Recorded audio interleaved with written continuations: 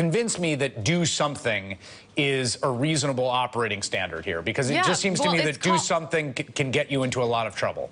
Yeah, so I don't have a lot of patience for that argument, because frankly, we need to punish the Syrians for what they did and then try to deter them. The world has to condemn their actions in the strongest possible ways, and the Trump administration, I believe, has an obligation to act. He can't criticize Barack Obama on one hand for turning a blind eye to Assad's chemical weapons in 2012 and then allow it to happen in 2017 and do absolutely nothing while this Holocaust unfurls before our eyes. If we do not respond to this wanton use of nerve gas on men, women, and children, believe me, the gates are going to open. You'll see more chemical weapons use, and eventually chemical weapons will be used against our troops. I can tell you, after the last chemical attack, I spoke with then UN Ambassador Powell, and my counsel to her was strike soon. Do it now. Don't wait. I will certainly back you up. Unfortunately, they didn't do that. They waited. They dithered. Came to Congress. It was way too late at that point in time. I think we should do something. Like what? But like you said, we shouldn't be there. I think there probably are some targets in Syria that will send a message that we do punishing strikes against the regime. You can take out Assad.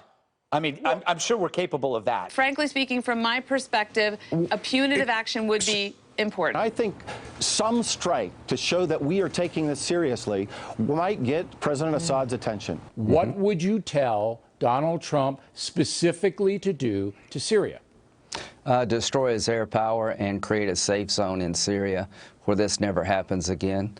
I would punish him militarily. So by destroying, we'd have to bomb their airfields, correct? Right. There are Russian planes there. Yeah, they should move them. There's two options, a strategic or a tactical. What I mean is, one is wipe the entire Air Force off the map of Assad's air, if we are sure that Assad did this, or a smaller tactical strike in which you just take out airfields or a couple of planes. I think we have to be prepared to keep all options on the table, whether it's military action or whether it's classified covert activities as well. In Syria, this is a place where he could actually try to do something, and it would be more than the previous administration had done. And I think actually he would win a lot of points and build confidence with people, even holdovers from the Obama administration, who were deeply frustrated with the fact that we drew a red line and then did nothing about Bashar al-Assad's use of chemical weapons. This administrations around the world cannot sit idly by and do nothing. The United States isn't the country that stands by and does nothing. We should have acted before. Shame on us. And now we have a new president. He's promised to do something about it.